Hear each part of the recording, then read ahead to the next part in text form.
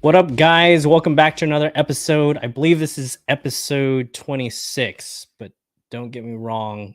I might have to double check. But today we have special guests, Rachel Uribe, Don Rochi, Caymen Rasmussen, all fish the Delta. We're going to have Don as co-host, Don Rochi as co-host. He didn't have that good of a second day, so he's going to be the best co-host in the world right now.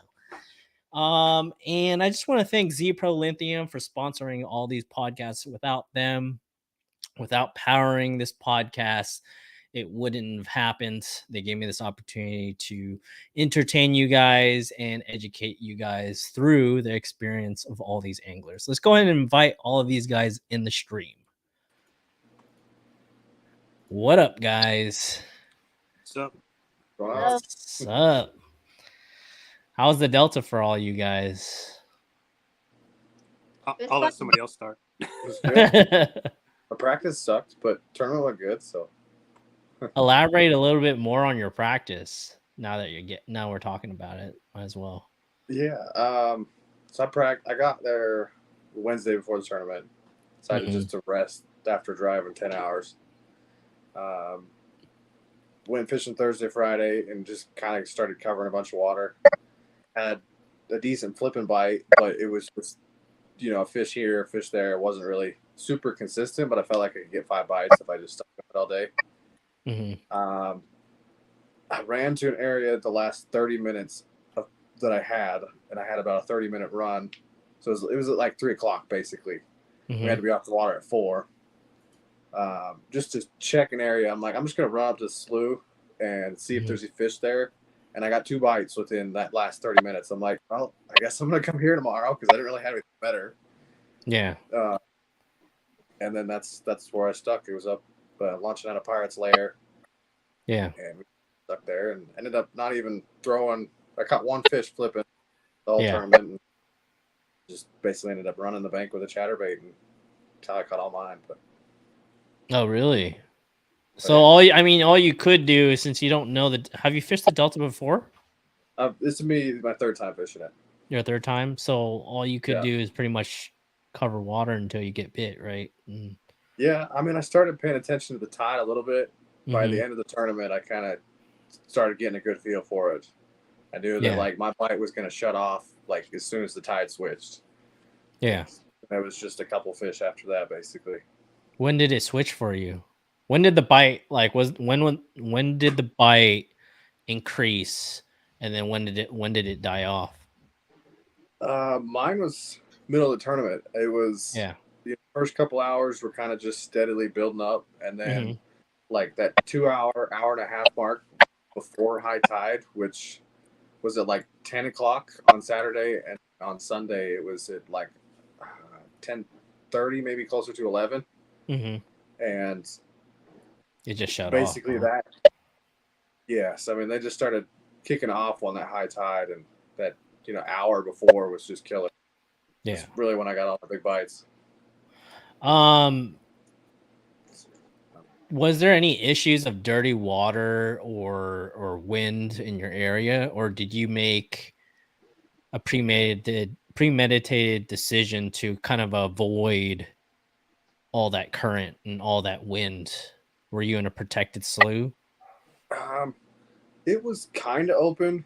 It wasn't super wide open though, so it was a little bit more protected. Okay. Wind wasn't too bad on Saturday. It was very manageable. Sunday, it was blowing me around a little bit. It was kind of hard to catch a fish and end up blowing through a spot a little bit until you hit the bank or something like that, trying to take a photo of it. But for sure. The current, I was fishing, I guess, with the current, which I don't know if that's backwards or not, but I was kind of following it up. Yeah. Or with it, and then kind of flipping around and going back out with it. Oh, really? When did you do what? how did you get most of your bites? Was it going with the current or was it going against? Or it was didn't seem to matter? I don't know if it mattered too much. I think it was just Yeah. when the tide switched. Yeah. That really, it was just when the tide was incoming that was getting most of my bites. Did you bring your dog to the Delta? Yeah, I didn't take him out on a kayak. I figured Oh, it was okay. too hot for him, but he hung out with my wife at the Airbnb. Yeah. They went on a couple hikes and whatnot. But For sure. Rachel, did you bring your dog to the Delta? I did. All 2 days?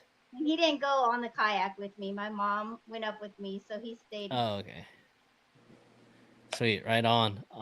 And then so you didn't have practice. We talked about it because we were both kind of like 1 foot in the door, 1 foot out of the door, or I was at least. But you didn't have time to practice.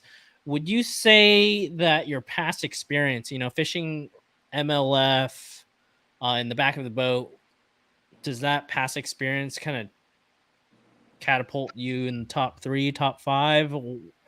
Was that experience the key, or what was it? Well, actually, it's totally different fishing MLF as a co-angler versus the kayak Mm-hmm. Mm-hmm. because of the fact like we're running in MLF and kayak. I mean, my kayak's not fast, so you can't run. Yeah, exactly. So I've only fished the Delta once before, I believe, on my kayak. Mm-hmm. And so I just went to my past place that I went to since I did good the last time as well. And they just picked it apart. I was just in one of the fingers, picked it apart. And then the second day I went to the same area, but it was totally different. Like where I was at, there was like a lot of fry going on the first day, but the second day didn't feel right. There was no activity, there's no fry, the water just looked different. So I just gave it a little while. I did actually hook up like on a 20-incher, and he jumped right at the kayak and came off. It was like the most devastating thing because I only had, I think, like a 12-incher and maybe like a 14-incher on the board. And that was day 2 or day 1? Day two. Day two. Oh, so that 20-incher would have helped. Yeah, day 2, I didn't get as many bites as day 1. So in that area on day 2, after it just wasn't producing like it was on day 1, I just like, I'm just going to go fishing. I'm just going to go explore some more. I actually went out into the main delta. I don't know how you did it, but a lot of like water ski boats and big boats and stuff. But I was like, you know what? At this point, I need to get bit. I only have 2 fish on the board. I think it was already like 10 or 11 o'clock, and I only had like a 12 or 14-incher. So I was like, I need to go. Like, I need to stop trying to make this happen this first spot and go fish some water. And yeah, the first spot I pulled up to, I landed my 19-incher. And I was like, this was the best. Wow. So, yeah. And I mean, right there, that's probably the best feeling. Like, how were you feeling after you landed that 19? Like, did you feel there was a momentum swing? There was a lot of relief since I had already saw that 19-20-incher jump off. So then to back it up with another one, but actually get this one on the board. And it was already sweet. I think it was already like 12-ish. And I was like, man, this is only my 3rd fish. Like, I need to keep grinding this out. And it's hard. Like, I mean, maybe because I'm shorter, but like trying to take these pictures of the fish, like it takes me a while to take a picture of the fish. And I'm just like, I need to hurry up and get back in the water. Oh, yeah, for sure. I finally took a picture. I moved down a little bit more and then caught another 12.25, I think it was, and then like another 12.75. And by that time, like I had my limit and it was lined out. And I was like, sweet. Like I just had. Oh, really? Yeah. You made it happen in the last hour or so? Yeah. Really? Dang. It happened quick. So you went to the main delta, the main river. It did. Yeah. Yeah. And was it pushing you? So you have a bow mount motor, right? The Minn Kota. I do. And it's a 45 or 55 pound thrust. It's 55 pound. 55. And then do you have a spot lock so you could just anchor down? Was that a key feature for you? I do. It is key, especially trying to take the pictures. The thing is, like, there was a lot of wakeboard, so there's the levee that was on the other side. So it's a little bit harder using the spot lock just because you're getting more pushed around with the wave hitting the levee and then the wave coming back to you. Oh, wow. So I would just kind of go out a little ways and try to hurry up and take a picture and then drift and start on my trolling motor again. Were you fishing a majority of the time? Now, this is a question for both of you guys. I was wondering, are you guys fishing sitting down or standing up in that type of water? Standing up. You're standing up, even in Yeah. that rough water? Yeah, Because it's easier for you to pitch and flip and punch, right? it is. Yeah. What about you, Cayman? I was more running and gunning, moving water. So I don't have the remote control, so I have the foot pedals with my okay. So I was sitting down, just basically keeping with the bank. How many miles per hour are you running along the bank when covering water? I was the slowest I went was a mile an hour. I was a mile an hour. Okay. Consistent about a mile and a half an hour. Oh, okay. So you're not like Cody, right? You're not like your brother, right? No, I can't go as fast as him. Yeah.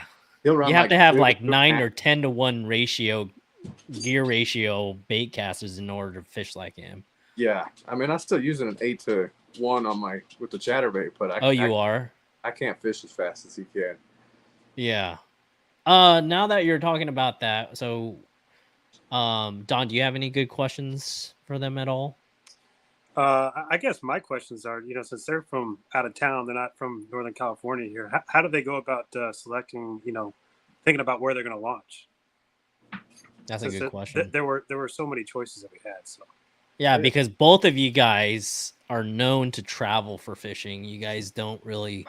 I mean, Rachel, you fish a little bit of locally. Cayman, you fish locally, but you guys also fish KBF. You guys go out, do the Hobie. I mean, Cayman, you did Hobie BOS recently, right? Or Bassmaster? Yeah, Hobie. Right? Hobie BOS. Rachel, you did a few MLF tournaments already. Like what Don was asking, how do you guys approach picking a spot coming into this pretty much blind, not having that much experience or local experience? Well, for Cayman, I mean, since he had 2 days, did he try 2 different areas or? I did, yeah. The first day I kind of did a bunch of research and kind of went south on the kind of more central to south central anyways, trying to see if I could see some tournaments won out of that kind of area, kind of around Mildred anyways, and just I caught a couple fish, but I just couldn't get anything on consistent. Basically, that was just off research of the area. And then I went just Central Delta out of Frank's Track the second day, just because that was history. The Hobie BOS back in 2020, that's where I fished. Had caught a bunch of good fish. Didn't do too good in the tournament, but I knew there was a bunch of good fish around there. And still was catching fish, but I wasn't getting big bites out of there. And then kind of seeing how the Delta was fishing, kind of just was fishing rough this year, and just went back to history from, I don't know, 4 or 5 years ago when I fished it the first time, kind of running up north a little bit and just thinking, well, maybe there's just a little bit better bite up there, and that's where I ended up fishing anyways. Kind of just on a whim, because that last 30 minutes of the practice, I got 2 bites, and I'm like, well, do I gamble or do I go back to where I think I can get a limit, but it'll probably be small? Right on. Well, kind of paid off. Yeah. Sure. So you said Cayman, you didn't have a whole bunch of dirty water where you were? More south, it was dirtier for sure. Yeah. It's pretty dirty. It definitely wasn't clear. Okay. I mean, you maybe saw a foot. Okay. Anywhere the grass kind of was heavier, it cleared it up quite a bit. Oh, sorry to interrupt you. Oh, so that's where they were kind of the fish were holding, is that where the grass seemed to be clearing up the water. Just definitely, yeah, I found that too. How about did it change? During the day with the tides, the clarity of the water. The day 2 it did, but I think that was just because the wind was dirtying things up a little bit more. Okay. So yeah, how about you, Rachel? You said you had a spot that you chose, or you fished there before from your kayak. So yeah, you just kind of went in blind. Yeah, usually for the kayak tournaments, honestly, like I kind of look for more secluded areas just because of the wind factor. And the boats. Yeah. Yeah, so that's usually how I approach like any events that I go in that I haven't fished a body of water before. Like I'll just look it up and try to see if there's any more protected areas. But where I was at, like the first day, there it was algae. Like the water was green. I was like, wow, this is kind of gross. And I know before being on the Delta and Clear Lake and stuff, like it can get pretty nasty. So Yeah. there was algae is a lot greener on the first day. The second day though, and water clarity is still dirty. Um, the second day though, there wasn't as much like stain to the water. There wasn't as much algae going on, but it was just weird. It was like a different feeling the second day. Like everything kind of felt stagnant and there was no activities. Just Yeah. it was weird that it kind of changed that drastically overnight, at least for where I was at. I could feel like a huge difference in what was going on. But yeah, it was Yeah. fun. First day, I got a couple of top water on a buzz bait, just going down the levee to go to my area.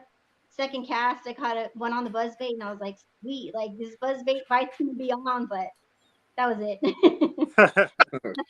That's one of your key strengths, isn't it, Rachel? Because I've seen you at El Capitan throwing that buzz bait, catching 20 inches as I well. It's been love top water. Like that is my favorite thing. Like if I can get them to eat that top water, I'll throw that all day. But What's that's your usually setup for buzzbait?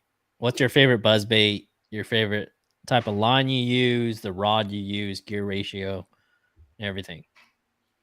so I use a custom rod from Performance Tackle. It's like an 8 foot. Okay. And like I throw my Alabama rig and stuff on it. So it's a longer rod, especially for me and in a kayak, but it helps me for more water and able to keep it in that key area longer. Yeah. My gear ratio is a 7-to-1. The Daiwa Okay. tool. I throw it on straight braid, on straight Straight 30 braid. pound braid. Yeah. 30 pound? Yeah. Just to get that cast out a little bit further compared to 50, huh? I I was gonna say I don't think I've ever caught a dink on a buzzbait. no. I've caught a lot like Pua. I've caught a lot where I just accidentally like bird's nest and then I let it sink. And then they eat it on the fall, usually. Like a spinnerbait. Yeah, exactly. I was gonna ask you, Cayman, what is your chatterbait setup?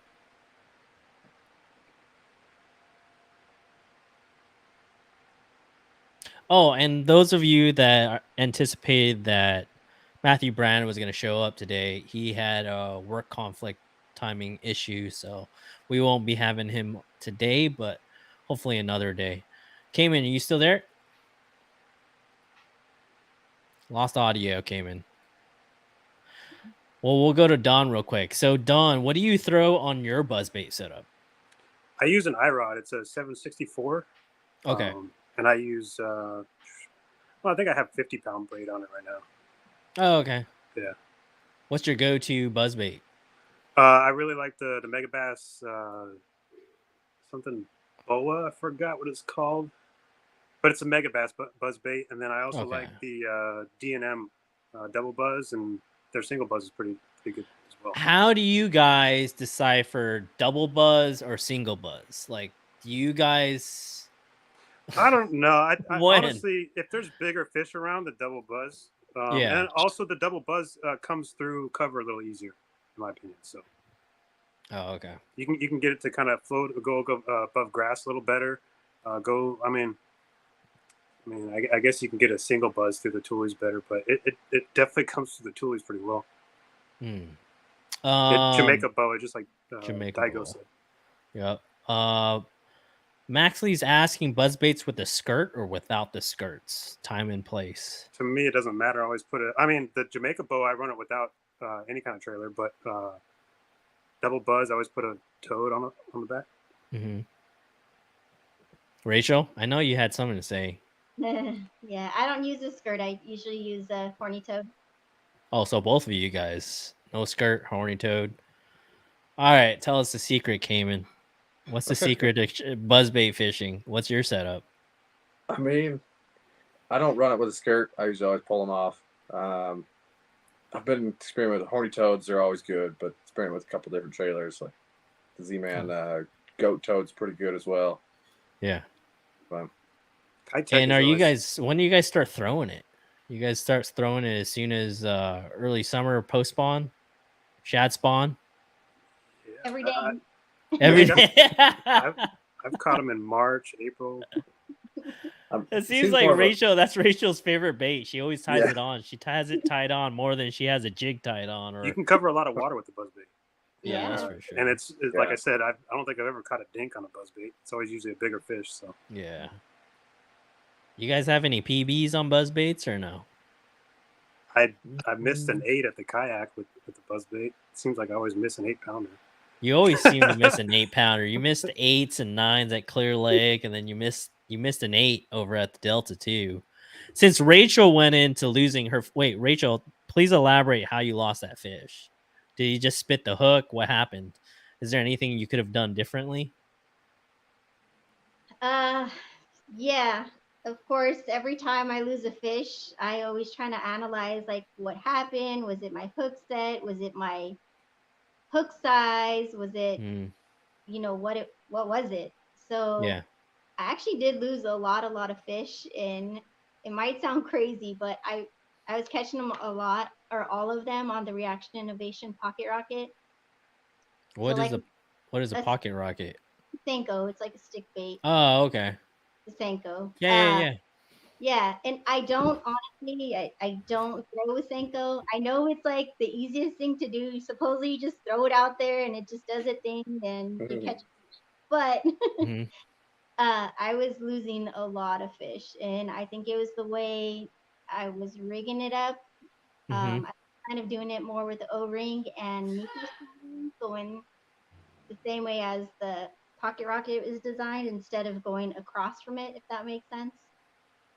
So the worms like this, are you putting the hook like that, or are you putting the hook like a Nika rig? Like a Nika rig, which I see. The other way. Yeah. I can see that. So like one of the times when they pop off, like I get it back and they would be mangled around the hook, like in between the gap of the hook and the eye of the hook, kind of like it was like a hook. And I'm like, man, what is going on? But I didn't figure it out. I should have figured it out. I know if I would have figured it out a lot sooner and executed on those things and practiced more with the Senko or the pocket rocket, then it would have been game on. But well, you're gonna figure out next time. I mean, and with all those mistakes, you got 3rd place in the trail 1, and you got 5th on day 2. And if you caught that fish, your smallest one was 12 inches. That would have given you 8 inches. So you would have had 78 on. You would have won on trail 2. Not to rub it in or anything, but that fish, any 19 or 20 inch fish, is a game changer fish on the Delta right now. And I lost day 1 and day 2, so I should have won both days. I really should have. It's heartbreaking, but it is what it is. Yeah, for sure. Dom, your cam went out. Yeah, you guys hear me on the audio still, right? Yeah. Okay, cool. What were you gonna say, Don? Oh no, I was gonna say I was throwing a stick bait as well as Senko, and then I was getting a bunch of short strikes on the second day for whatever reason. On the first day, they seemed to be eating it pretty well, but then the second day, just short strikes all the time. Yeah, and smaller fish. I don't know. Like I said, it's just weird the second. I don't know. The fish move out, or we stuck them, or I don't. It's kind of weird. The whole atmosphere is different. I caught about 10 inches and 11 inches before I can catch a keeper. Yeah. Yeah. That's a struggle. Did you guys catch a lot of non-keepers the whole entire week? Caymen, Rachel? Not a ton. Really, the second day, Sunday, trail 2, like there was a lot of. I threw back a lot of 12 inchers after I got my limit. It was like so many. Oh wow. But, dang. Did you guys catch any striper while you were out there or no? No, there was a lot of striper though. Busted where I was fishing Mildred. And there was lots of striper up against the bank and like in the toolies. And so you thought, initially that I didn't pre-fish I just kind of, I mean, I pre-fished the week before in a completely different area, but I didn't pre-fish the day before, and that was honestly I never fished mildred before, so that was my first time in the area, and then there was fish busting up against the tules and the bushes where you think bass would, black bass or largemouth would be, but they were all striper, so it was kind of threw you for a loop. This is what Max says about you, Don. You need to start recording so we can see if he actually loses eights or not. It's just a fish story at this point. I guess I have a couple. Did you not record? You didn't have your GoPro recording? No, I didn't feel like dealing with it this weekend. So every time I don't record, it's usually when that kind of stuff happens. So. Yeah. Do you have that recording of you losing that fish at Clear Lake? No, I don't have that one either. Oh. Yeah. But that one, that one didn't. I was still in it after that one. So yeah. DK's fish said had like a dozen fish on the frog day 2 and only 3 kept. Wow. I didn't have any bites on a frog at all. No bites. No buzz. No frog. I tried. One buzz. Yeah, one buzz. Yeah. I tried walking baits as well. Nothing. Yeah. I had almost a topwater blow up on the Senko. Oh, yeah. Nice. Really? I did too. You guys should walk Senkos or just like walk a fluke or something. Yeah. You didn't have any other patterns, Caymen? I mean, topwater wasn't really happening. I had like a 20-incher miss a buzzbait started day 2, but that was about the only topwater bite I got. I caught one on a square bill, and then a couple on a swim jig, but that was really it. I mean, besides that flipping bite on just like isolated tules and stuff like that, that didn't play for me during a tournament. But the key was just to cover more water with the chatterbait. Was it big old jackhammer? Yeah, I was sort of jackhammer. So. A green color? Pump? Yeah, what color are you using? Yeah, I was throwing Great Pumpkin. I don't know if it made that much of a difference. Yeah. I put on a watermelon red trailer. Yeah. I didn't know if it, You red seemed to always play key on the Delta, so I went with it. But did you guys see a bunch of bluegill out there? There was a lot of bluegill. Yeah. No, not for Rachel. Huh? No, Rachel throws black and blue. I'll let the juice out right there. I've been stalking her shorts recently, or her recaps over at the Delta when she was fishing MLF. I think she throws a black and blue jackhammer with a creature bait, right? Like a Reaction Innovations creature bait. Yeah, beaver or spicy beaver. Yeah. You guys elaborated on your pattern at the Delta. Let me see. What jerkbait. What was that? I did catch some on a jerkbait. But were they like non-keepers? 12 inches, 10 inches? They're keepers. Yeah, because I saw a lot of fry, so I was like, there has to be some fry garters around here. Usually they're like 16 inches. They're usually decent fish, and I was like, I'm just gonna try to catch these fry garters and see what happens. And some of your keepers on day 1 and day 2 were on a jerkbait? On day 1. Day 1. Which one were you using, and do you throw it on a spinning rod or do you throw it on a bait caster? A bait caster. Bait caster? Jackal bone color. Oh, okay. Nice. Do you guys ever try to experiment throwing a jerkbait on a spinning rod? Yeah, if it's a smaller jerkbait. No, not really. Yeah. No, it doesn't jive with you guys. No, okay. No, I think I might move away from throwing a Senko on a spinning rod after this weekend. Nah, dude, just use a stouter spinning rod. You just use a stouter one. What pound test were you throwing, Rachel, for your Senko, so we could dog Don real quick? What? Don't tell me you're using 6 or 7 or 8. Honestly, I was using a spinning rod with 50-pound test braid. There you go. Damn, Don. Yeah. One step above me already. Yeah. What big giant step away from you, I dude. thought I was good with 14, but I guess apparently not. You know, what I 14's did good, realize but- after that though is I did get the Senko stuck in some rocks before, and I didn't retie. So Oh, yeah, that could be an That'd be issue. it. Yeah. But I think it was your rod mainly too. I think you well, could have I couldn't forced do that anything. fish out. I couldn't. That fish, I mean, took me wherever it wanted to go, it went. So Yeah. I had no chance. No chance with the rod that you had. A good question for you guys would be like, what motivates you guys to take all these long drives and doing all these kayak tournaments? Because I know both of you guys drive clear across the country, and it's no stranger to you guys to do something like that. You know, you guys are no strangers. Anytime I can get on the water and I'm not working, I'll drive and you drive. Yeah. Yeah. I'm gonna agree Likewise. with that. I mean, just experience, just going and seeing new places, fishing.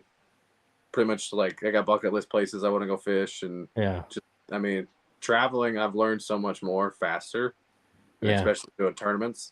That it's I feel like you can gain a lot more knowledge and get better at fishing a lot quicker. Traveling and just seeing a whole bunch of new places. For sure, absolutely. To Trinity Lake yet? You should really check. I haven't been there. Yeah. Yeah, or you should try. You should try a lake near me if you want to catch some big fish. Yeah, it starts with an H. It does. Anytime you're in SoCal, just hit us up. Hit Rachel Uribe. Is that place always like that every year, or is it just every year? Huh? Yeah, just ask Rachel because it was my first time this year hitting that lake. Period. Really? Yeah. Why? Yeah, I've never hit that lake before. Wow. And they closed it. They closed that lake off too for almost a full year. How big is it? Right now, it's pretty small. Really? I think it was 1,500 acres or something like that. So it's like bigger than half the lakes in Utah. Yeah, something like that. What do you guys? This might be controversial. What do you guys think is the best trail in the U.S. Based on your experience? And elaborate. Anybody can go first. I'll let them too. I mean, I only fish the local trails here. Yeah. I mean, for like local clubs, it's a hard toss up between Yakabass and KFU for the few that I've fished, anyways. I don't know a lot about some of the ones back east, but I fished a couple of them. National level trails. I mean, KBF's good. It's having some issues right now, but they're working through it. As you may know, anyways, if you followed a little bit, but I just got my payment like a couple days ago. So I mean, that's the good thing is if you're receiving payments like a couple of days ago, then it's good. That's good. Yeah, I've never not been paid by them. It's taken a minute, but I've always paid me anyways. Yeah. It's I don't know. I would say Hobie, but I haven't fished bass enough to really. Oh, okay. They've came a long way in the last couple of years. Oh, really? Yeah, they're this year they're pulling more quantity of people than I think in some of the Hobie events. Yeah. Rachel, what's your opinion on it? I really only fished KBF and SoCal Creek, and this is my first time fishing Yakabass, so yeah. So KBF is probably your number one, or I don't on a have club like you don't have that much experience outside of KBF, other than MLF and then KBF kayak. and SoCal kayak anglers. Okay. Did you guys fish any of the Bass Nation events or Bassmaster events? I fished the one in Arizona with Havasu. That was a Bass Nation? For Bass Nation. Okay. And then I fished Lake Fork Bass, the kayak bass series, the national level one, anyways. Yeah. So, what do you got to do to qualify? Sorry, I'm out of the loop on that.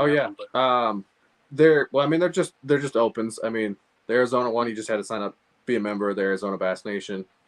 Yeah, but for the championship. Oh, the championship. It's top 10 in one of the, or 10% in the national level tournaments. Okay. In AOY, right? No, I think it's just in placing for the tournament. If I remember For right. open, right? Yeah. For open. one open, really? So 120 anglers, 12 go for one Yeah. open, event. But well, I'd have to double check on that. Oh, okay. But I know AOY is a little bit more strict, I believe. Like top. Yeah. Yeah, it's pretty tough to qualify for through a Bass Nation event. Seems like, because you have to go all the way and then go to the TOC and then be like top 5 in a TOC. Yeah. So you have to qualify for the TOC and then get a top 5. Something like that. Or a Bass Nation. Something like that. Or a Bass Nation local club. Right. But then for the open, you just make the top 10% and you're in? I double check on that, but Okay. I believe that's correct. It's been a minute since I looked at it. But I would say the competition's maybe stiffer. I don't in with the open events.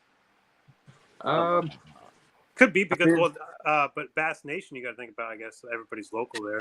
So yeah. I mean, there's some pros and cons to both, basically. Yeah.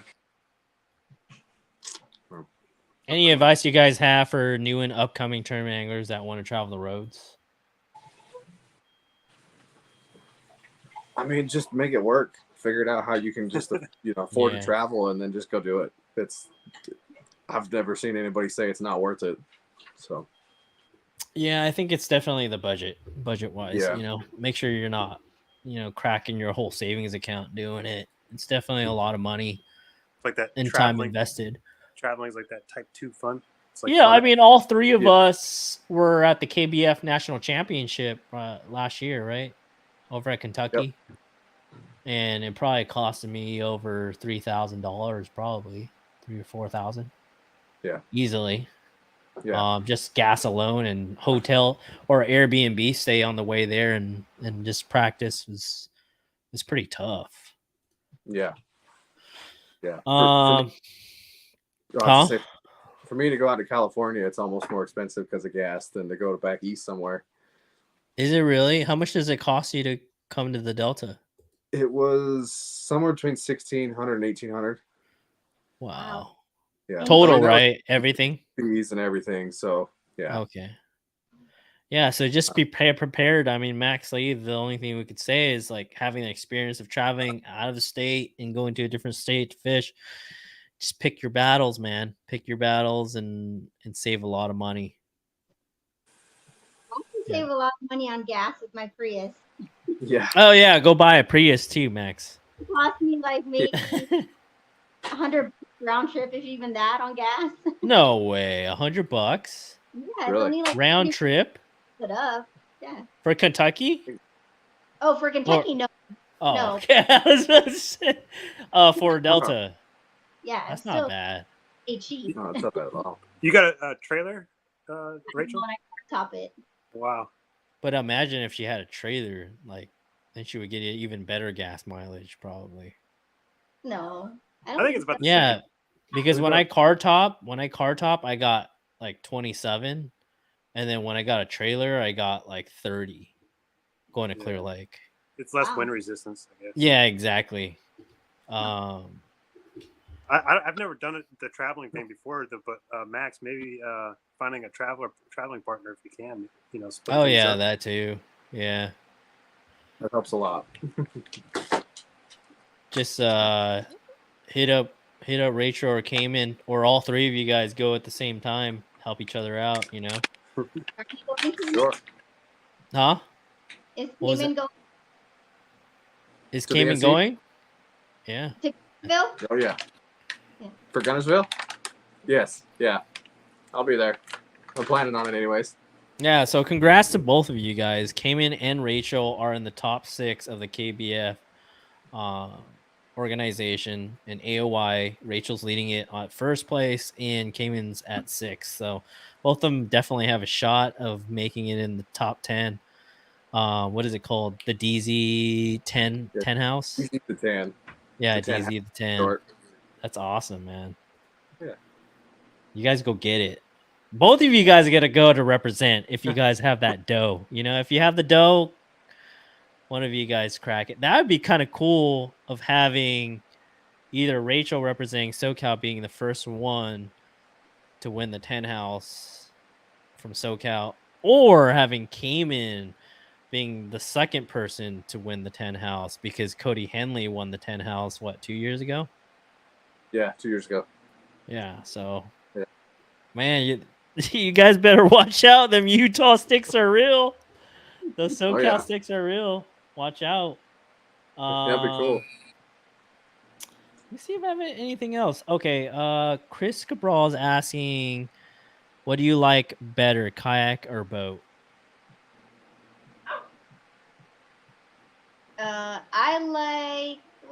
I like both because it's fishing, but honestly, like, I love the kayak because my whole goal is to fish the pro side on MLF, but I'm waiting to win my boat. Still waiting. I've been in contingency a couple years in first place going into day 3, but still can't execute.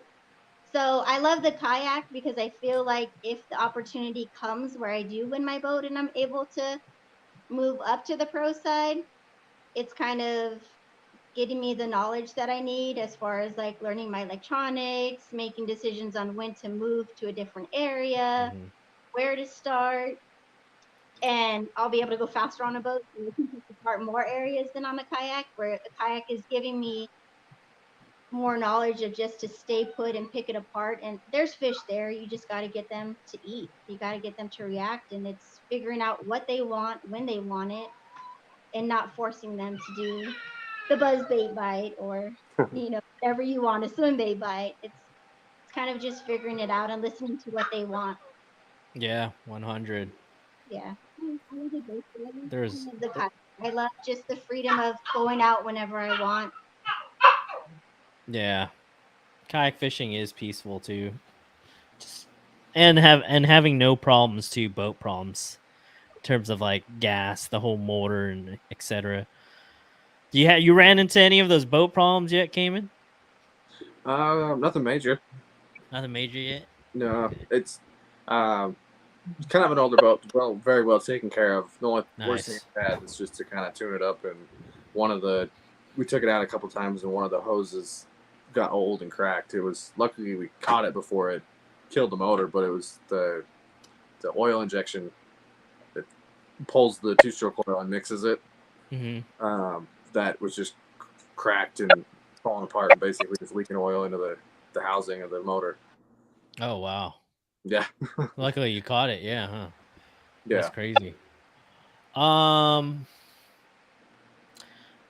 more questions before I let you guys go. What do you guys think about this poop bait everybody's making? And do you guys have any experience with it?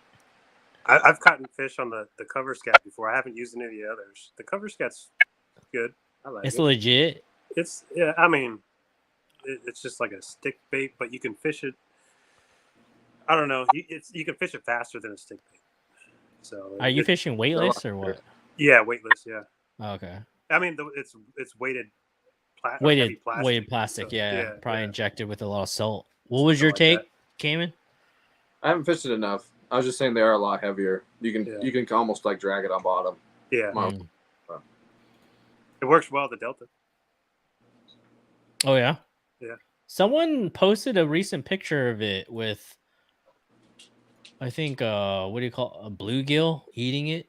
I think. I don't know. Really? I saw on Instagram, but yeah, some bluegill ate it. Do you have any experience with it, Rachel? The cover scat or the what is it? Missile Base just came out one, and then Yamamoto has one. Also, Fish Arrow, I believe. Fish Arrow has one. Another Japanese company. Yeah, I haven't really had any experience. But my dad does really good on it. Your dad uses it. Rigging, like, he never just throws a regular Senko. Like, he has to do some kind of alteration to it. So he's got little things he likes to play with, and he actually does really good on that at Havasu. Yeah. All right, guys. Last question. Which one are you picking up first, the Spro Chad Shad or the Berkeley Coal Shad?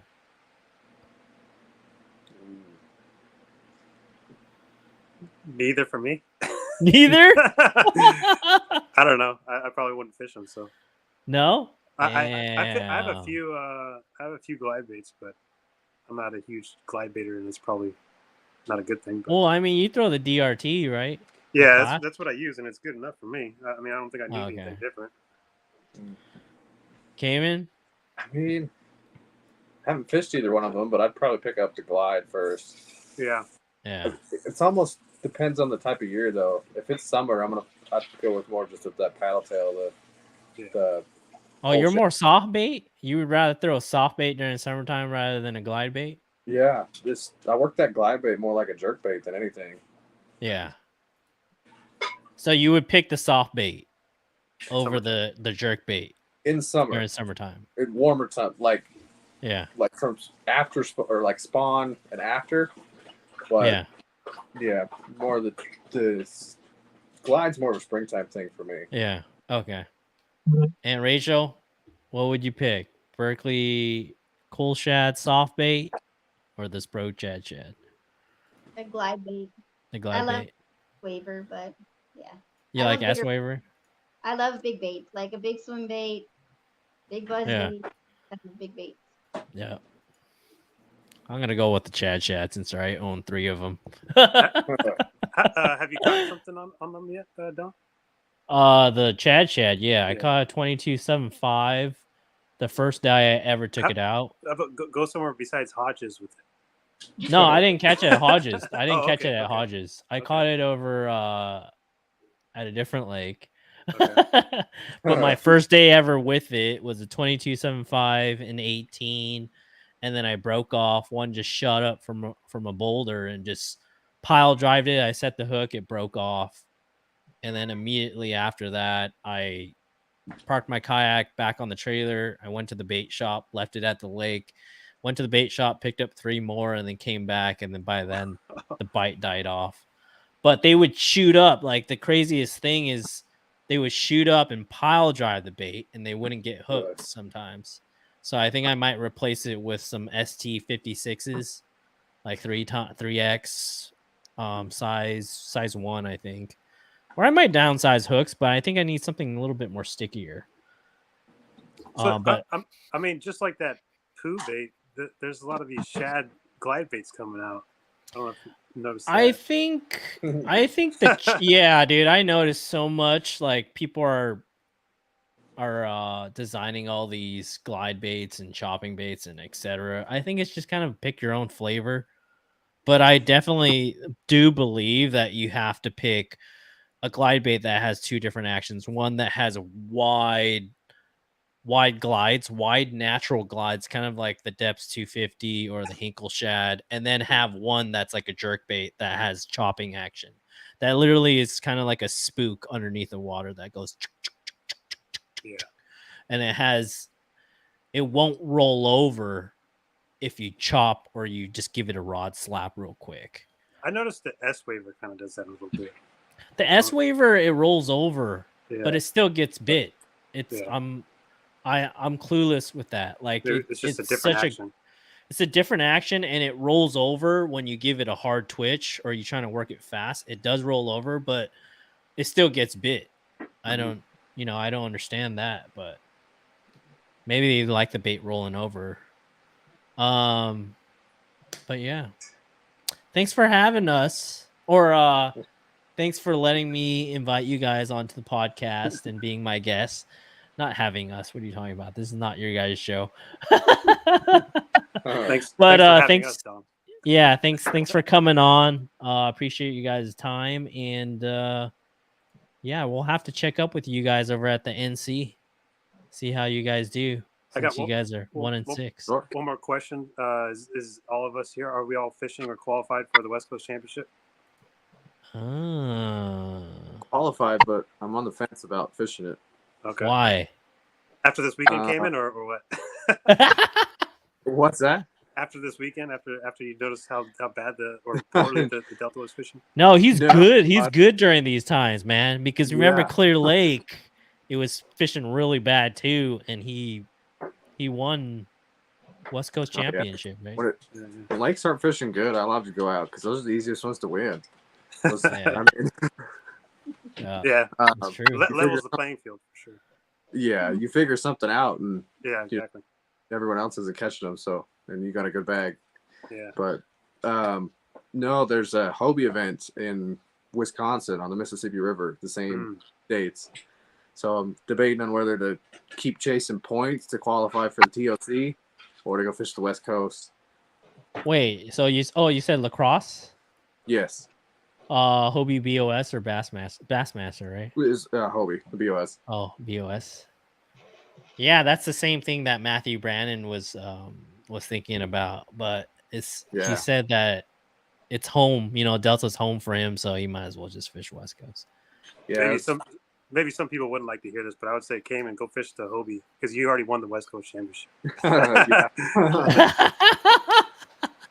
I know. Do I come back and try and defend the title? Or Yeah, well, that's a big title, man. I mean, you won it last year, and you backed it up. Was that a 24.75? 23 and a half. Oh, on 23 and a half. California. Damn. My 24.75 was in Texas. Just drop the bait real quick. What did you use at Clear Lake to win again? Was it? It was a underspin and a tube jig, well, and a Ned rig, really, but a 2.75 Ned rig. Oh wow! I mean, it was my last day of practice. I was literally like, I'm not getting bit on anything I've ever caught fish on the Delta or Clear Lake. consistently. Yeah. So I'm like, I'm gonna smallmouth fishing. I put on a tube jig, threw a Ned rig, a drop shot, and just started getting bit. At Clear Lake, right? Yeah, at Clear Lake. I think Cody told me you caught it on a tube. Is that right or no? The big one? No, I didn't. I didn't catch the big one on the tube. I caught the big one on the underspin, but I caught like a 20 and a 19 and some of my 18s on the tube jig. Damn, what a ride. That 23 and a half on an underspin. That must have been a lot of fun. Yeah, that was a good bite. Rachel, you're going to West Coast for sure or no? All right. We're going to have to get a house together or something for the West Coast Championship. Yeah. All right, guys. Well, thanks again for hopping on the Double Digit Angler podcast. And I'll catch you guys later. Good luck for the rest of the season. Thanks, Tom. Thank you. Yep, no problem.